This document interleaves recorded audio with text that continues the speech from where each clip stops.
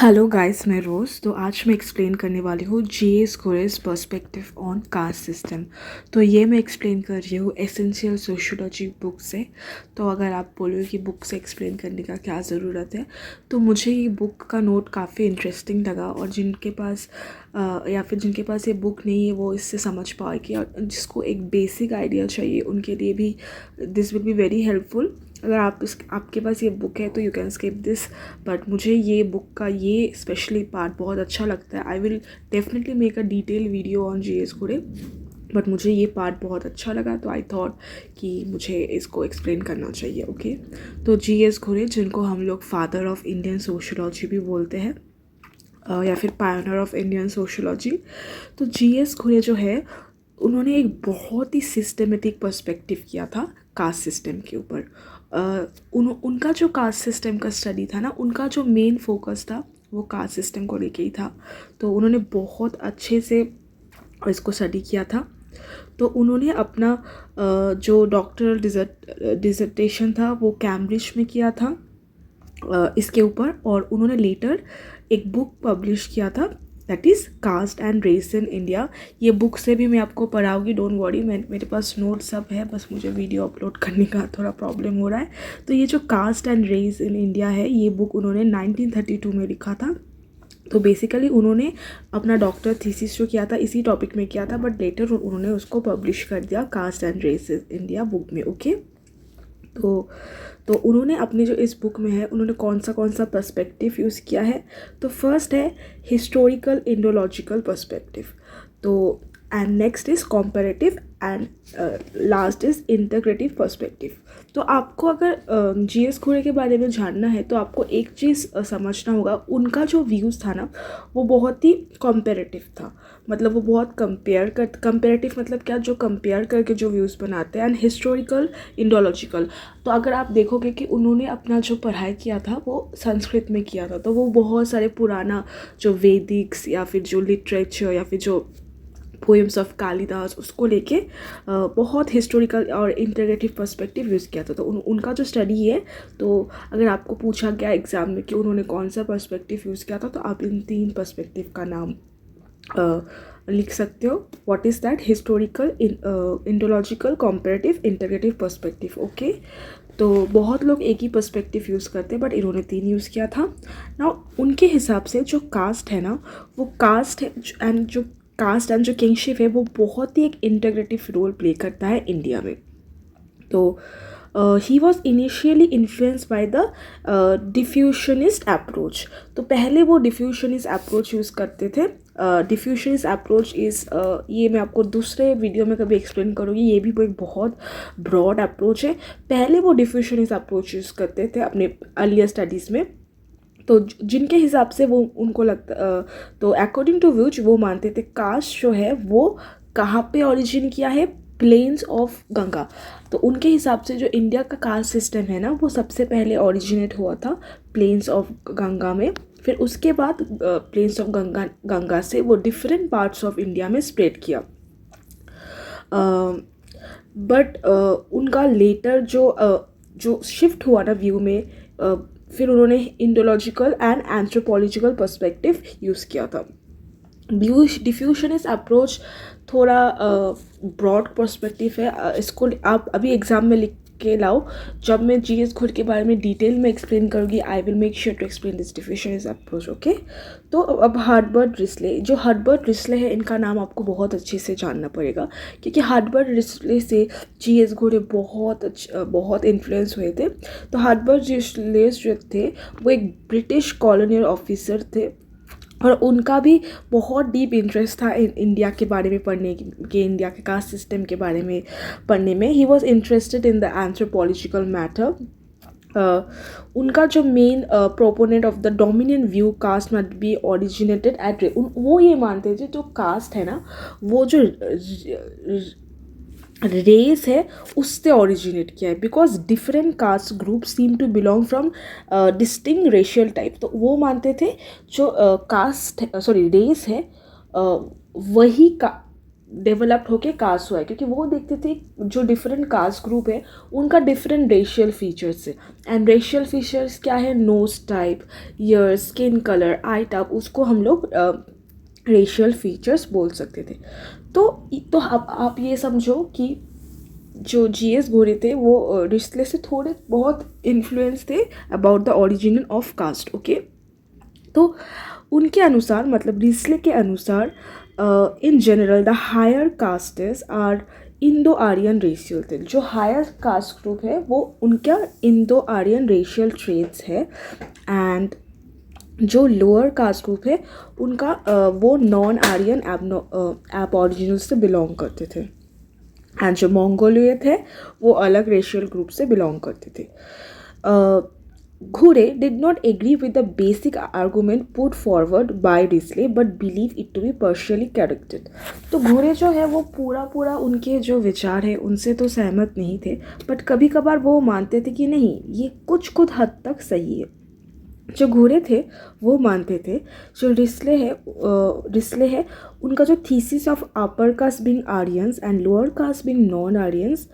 Risley क्या मानते थे, जो अपर कास्ट है वो कहाँ से बिलोंग करते हैं, वो आर्यन से बिलोंग करते हैं। एंड जो नॉन आर्यन जो लोअर कास्ट है वो नॉन आर्यन से बिलोंग करते थे।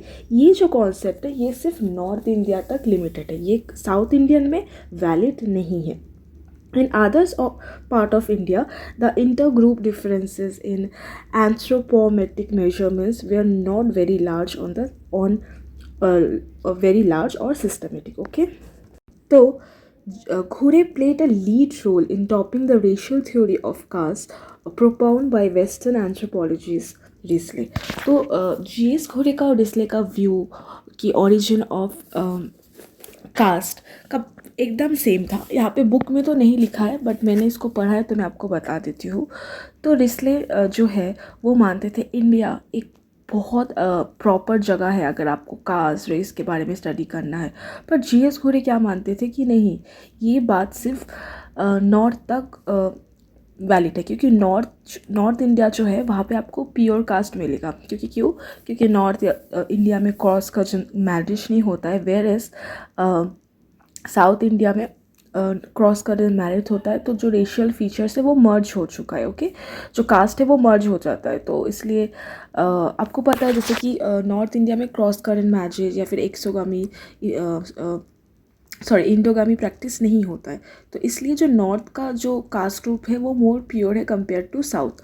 और एक भी बात है, तो फर्स्ट जो गंगात्रिक प्लान्स में जो origin हुआ था कास्ट वो it's on the northern side, but due to the emergence of communication system, transportation system, जो कास्ट है वो साउथ इंडिया में भी फ्लरिश होने लगा। Okay, this is just a view, मैंने ये पढ़ा था कहीं पे, मैंने आपके साथ शेयर कर लिया है। चाहे तो आप इसको रख सकते हो या फिर पास ऑन कर सकते हो, मैं आपको डिटेल्स में पढ़ाऊँगी, डोंट वरी। जीएस घोड़े मानते थे जो होल इंडिया है वो एक कास्ट बेस्ड है। वो जो ट्राइब्स है ना, ट्राइबल ग्रुप है, उनको भी कास्ट सिस्टम का ही मानते थे। बट वो बोलते थे कि जो ट्राइब्स है वो बैकवर्ड हिंदू है। ये टर्म आप याद रखना, जो कास्ट है वो बैकवर्ड हिंदू है। क्योंकि वो बैकवर्ड हिंदू इसलिए है क्योंकि वो जब ये कास्ट सिस्टम हो रहा था वो ठीक से मर्ज नहीं कर पाए कास्ट सिस्टम में, इसलिए वो लोग उनको हम लोग बैकवर्ड हिंदू भी बोल सकते हैं। अच्छा, उनका जो व्यू था वो था लेवल ऑफ एस्लिमेशन। वो मानते थे कि जो हिंदू और ट्राइब्स को एक साथ मर्ज कर देना चाहिए था। वो बहुत ऑपोज थे on the colonial view of isolating tribals means tribals को अलग रखना। देखो, ट्राइबल्स को लेके दो व्यूज़ था, एक है एस्लिमेशन का, एक से आइसोलेशन का। तो इसको लेके मैं वीडियो बना लूँगी। आइसोलेशन व्यू वो है जहाँ पे ट्राइबल को उनको अलग रखना के, उनके कल्चर को प्रिजर्व करने का, उनको अलग रखने का। और जो एस्लिमेशन व्यू है उनको ट्राइबल्स को मेन हिंदू सोसाइटी के साथ मर्ज करने का व्यू है। तो इनको लेके जीएस घोड़े और वेरियल एल्विन का एक कॉन्फ्लिक्ट भी है, वो किसी वीडियो में आपको एक्सप्लेन कर दूँगी। नाउ जो जीएस घोड़े हैं उन्होंने इंडियन कास्ट सिस्टम का 6 फीचर्स दिया था। मैं इस वीडियो में बस थोड़ा एक्सप्लेन करूँगी। I will make sure to make a detail video on it, okay, on the original notes. Since मैंने इसका ओरिजिनल बुक पढ़ा है, तो जीएस घोरी का ओरिजिनल बुक में उन्होंने बहुत सारे एग्जांपल्स दिया है, तो I will make sure to make a video on it. So तब तक उन्होंने जो 6 फीचर्स बोला है कास्ट का, वो हम लोग देखते थे. Caste is a institution based on segmental division. इसका मतलब क्या है सेगमेंटल डिवीजन? जो पहला फीचर है वो दैट इज़ सेगमेंटल डिवीजन. कि इंडियन सोसाइटी में जो कास्ट है वो क्लोज है. वो क्लोज है, मतलब एक कास्ट ग्रुप का इंसान दूसरे कास्ट ग्रुप में नहीं जा सकता है. ओके. एंड और वो एक्सक्लूसिव है, सेगमेंटल है एंड कॉम्प्लीमेंटल है. It is a close as caste is decided by birth. The children born to parent of a particular caste will belong to that caste. तो कि कास्ट जो है वो अचीव नहीं है, वो आप खुद से हासिल नहीं करते हो. It's ascribe. And what does ascribe mean? It's based on birth. तो आपका उसमें हाथ नहीं रहता कि आप किस कास्ट ग्रुप में जन्म लेते हो, किस कास्ट ग्रुप में नहीं जन्म देते हो. और जब आप जन्म एक कास्ट ग्रुप में ले लेते हो तो आप उसी कास्ट ग्रुप में बिलोंग करते हो. तो आप कभी अपने कास्ट ग्रुप को चेंज नहीं कर सकते हो. और ऐसा सेगमेंटल डिवीजन प्रत्येक कास्ट ग्रुप में है. Now next feature is it's hierarchy division. Caste society is based on hierarchy division. They are arranged in top down fashion. No two castes are ever equal. What is hierarchical division? Hierarchical मतलब ranking. प्रत्येक जो cast है वो top down, मतलब सबसे जो ऊपर का कास्ट है वो सबसे ऊपर है और सबसे जो नीचे का कास्ट है वो नीचे है. नाउ अगर आप देखोगे 4 टाइप ऑफ कास्ट तो बहुत है, बट 4 टाइप्स ऑफ मेनली है. दैट इज़ ब्राह्मण, क्षत्रिय, वैश्य, शूद्र and next is untouchables. Okay. Untouchables को हम लोग वर्ण सिस्टम के अंदर नहीं काउंट करते, but they are important. Okay. Now तो जो ब्राह्मण है वो टॉप में रहता है. नेक्स्ट जो उसके बाद क्षत्रिय है वो सेकंड में रहता है. थर्ड में रहता है हम लोग का वैश्यास एंड फोर्थ में रहता है शूद्रास. Next is untouchables. तो ये जो रैंकिंग मैंने आपको बोला ये एकदम टॉप डाउन अप्रोच है. मतलब ब्राह्मण टॉप में है और सबका अलग अलग फीचर्स है. ऐसा नहीं है कि शूद्रा को हम लोग टॉप में रख सकते हैं कुछ क्या वो रोटेशन करके. कुछ रोटेशन पॉसिबल नहीं है. जो जहाँ पे है वो वहीं पे है. ओके. जो कास्ट सिस्टम है उसमें रिस्ट्रिक्शन ऑन फूड हैबिट्स है. मतलब आप कौन feeding and social interactions. Okay. जैसे कि कौन किससे खाना खा सकता है, कौन किससे नहीं खाना खा सकता है, कौन किससे खाना ले सकता है. मैं यहाँ पे एक बेसिक एग्जांपल दे देती हूँ कि जो ब्राह्मण है ना वो कभी लोअर कास्ट जैसे कि शूद्रास या फिर अनटचेबल उनसे कभी खाना नहीं लेते हैं. तो यहाँ पे एक कॉन्सेप्ट भी है कच्चा पक्का फूड का. तो what is kachcha food? Kachcha food is something which is cooked out of water and pakka food is something which is cook out of ghee. This is very broad concept, but अभी तक इसको आप समझ लो कि ये कच्चा पक्का फूड का कॉन्सेप्ट है. किससे आप कच्चा फूड ले सकते हो, किससे आप पक्का फूड ले सकते हो. ओके. जो लोअर कास्ट है वो जो खाना है वो अभी किसी भी अपर कास्ट से ले सकता है. बट जो अपर कास्ट है like Brahmin, Kshatriya, they can't take food from the lower caste. Now the fourth point is different rights duties for different caste, civil and religious disabilities and privileges.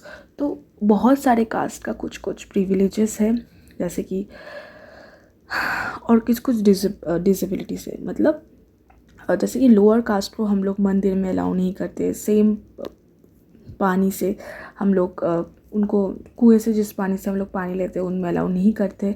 या फिर lower caste को कभी भी आपने देखा है कभी भी पूजा होता है तो लोअर कास्ट पंडित होता है नहीं ना. तो वैसे ही या फिर ब्राह्मण कभी आपने देखा है जो कोई डेड बॉडीज़ होता है उसको ब्राह्मण उठा के लेके जा रहे हैं. तो यही प्रत्येक कास्ट का कुछ रूल्स है, ये कर सकते हो वो नहीं कर सकते. ओके.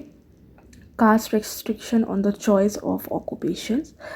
तो जैसे कि मैंने बोला कि जो कास्ट है वो एस्क्राइब है वो हम लोग के बर्थ के बेसिस पे है. तो हर कास्ट का कुछ चॉइस ऑफ ऑक्यूपेशंस है. ये हमारे वर्ना थ्योरी में लिखा है. जैसे कि ब्राह्मण्स जो है वो बेसिकली हम लोग को पढ़ाएंगे, स्टडी करेंगे. ओके. या फिर जो नॉलेज है उसको स्प्रेड करेंगे. सेकेंड है Kshatriyas. Kshatriyas are connected with the occupation of protecting या फिर वॉरियर्स या फिर किंग्स, ये वो लोग ये पोजिशंस के लिए है. Next is Vaishyas, they are associated with agriculture, trading, farming. Next is shudras, they are like serving all the above caste, या फिर जो खराब सोसाइटी में खराब काम है, जैसे कि डेड बॉडीज़ को मतलब ठिकाने लगाना, या फिर जो मरे हुए काउस एनिमल्स है उसको क्लीन करना, बॉडीज़ को क्लीन करना, फिर टेलरिंग या फिर शू पॉलिश, ये सब शूद्रास एंड अनटचेबल्स का भी इससे भी खराब जो जॉब्स है वो सब. Now, the sixth and the last point, which is according to G.S. Ghurye, the most important point of caste system in India, that is restriction on marriage. तो restriction of marriage is that कि एक caste दूसरे caste group के साथ शादी नहीं कर सकता. Now, इंडिया में जो है इंडोगैमी प्रैक्टिस होता है. What is endogamy? That is marriage within the caste. मतलब आपको आपके कास्ट के अंदर ही शादी करना पड़ेगा. Exogamy is, and what is exogamy? Exogamy is caste के आउटसाइड शादी, वो इंडिया में अलाउड नहीं है. ओके, नाउ तो ये हो गया हम लोग का 6 features of caste. Now will shift to Ghurye definition help to make the study of caste more systematic, जो कि सही बात है. उनका जो कास्ट के बारे में उन्होंने जो 6 फीचर्स या फिर ऑरिजिन ऑफ कास्ट को लेके बोला था, उन्होंने बहुत ही एक सिस्टमेटिक स्टडी किया है. इतना नहीं, उन्होंने बोला है कि कास्ट सिस्टम में उन्होंने एनालाइज भी किया कि कास्ट सिस्टम में जो चेंजेस आएगा because of the rise of modern education की. और उन्होंने ये भी बोला है caste based social and political organisation are developing. तो इससे क्या होगा, it will be difficult to eliminate it very soon. कि हाँ, एक साइड में अगर आप देखोगे कि मॉडर्न एजुकेशन की वजह से लोग मॉडर्न तो ज़रूर हो गया, कि उनका व्यूज़ तो ज़रूर बदलेगा, बट दूसरी साइड में आप देखोगे कि पॉलिटिकल इंस्टीट्यूशन और जो सोशल इंस्टीट्यूशन कास्ट बेस्ड है वो भी बढ़ रहा है. तो दोनों तरफ में दोनों ही कंपटीशन में चल रहा है. तो ऐसा नहीं कि कास्ट कभी एलिमिनेट होगा. तो कास्ट जो प्रोसेस है it will be very hard to eliminate. Okay, तो उन्होंने एक बात बोला है, scramble for benefit will destroy the unity of caste society. जैसे कि आप देखो कि कास्ट बेस्ड पॉलिटिक्स बहुत चलता है इंडिया में, तो ये सब अगर ज़्यादा हुआ तो इंडिया का जो सोसाइटी है वो यूनिटी जो है वो डिस्ट्रॉय हो जाएगा. His conception definition was based on what the classical text prescribe. In actual practice, many of those features of caste were changing through all of them continue to exist in some form. तो उन्होंने ये जो 6 features है, ऐसा नहीं कि ये एकदम स्ट्रिक्ट फीचर है, ऐसा ही होता है. See it's changing. You see लोगों में अभी लोग डिफरेंट ऑक्यूपेशन ले रहे हैं. जो ब्राह्मण्स है वो देखोगे आप सिर्फ दूसरे फील्ड में भी जा रहे. वो क्षत्रिय से वो भी डॉक्टर बन रहे हैं, वो भी पढ़ाई कर रहे हैं. एक्सोगैमी हो रहा है, बहुत कुछ हो रहा है. ऐसा नहीं है कि ये जो 6 फीचर्स है वही एकदम मतलब वही देखने को मिल रहा है. उन्होंने जो इंडिया का जो कल्चर है उसको ग्लोरीफाई करने का कोशिश किया है, इन जनरल हिंदू पर्टिकुलरली. तो अगर आप उनका जो बुक है caste and race in India, उन्होंने अगर आप नोटिस करोगे उन्होंने सिर्फ हिंदू कास्ट पे फोकस किया है. उन्होंने ये भी बोला है cast as an integrative force in society in the past but also acknowledge the disharmony present in role. Okay, he proposed a revival of culture into infused spirituality. तो ये सब इतना इम्पोर्टेंट नहीं है.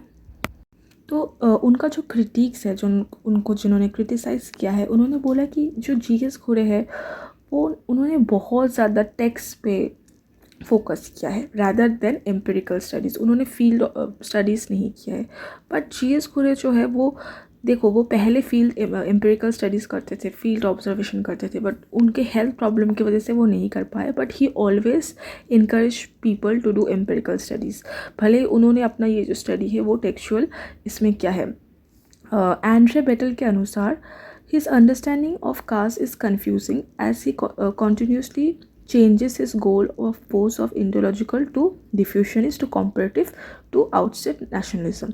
तो एंड्रे बेटल ने ये बोला है कि जीएस घोरे जो है उनका जो स्टडी कास्ट को लेकर स्टडी है वो बहुत ही डिफरेंट है, क्योंकि उनका जो पर्सपेक्टिव है इंडोलॉजिकल से डिफ्यूजन कॉम्परेटिव से आउटस्टेट नेशनलिज्म, वो बहुत ही क्रिटिसिज्म है वो किन्होंने किया है, एंड्रे बेटल ने।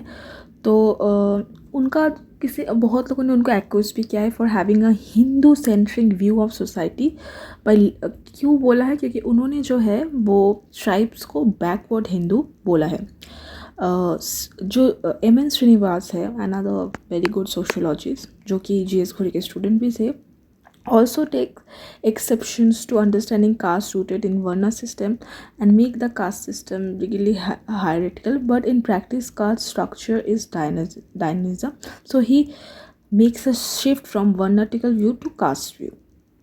तो जो भी हो, तो इनको बहुत लोगों ने क्रिटिसाइज़ किया है, but we can't deny the fact of was G S. Ghurye's contribution to Indian sociology. Okay, उन्होंने इंडियन सोशियोलॉजी को ग्रोथ करने में बहुत ज़्यादा सहायता किया है। अगर वो नहीं होते तो कभी शायद इंडिया में sociology as a distinct discipline subject कभी इस्टेब्लिश नहीं हो पाता।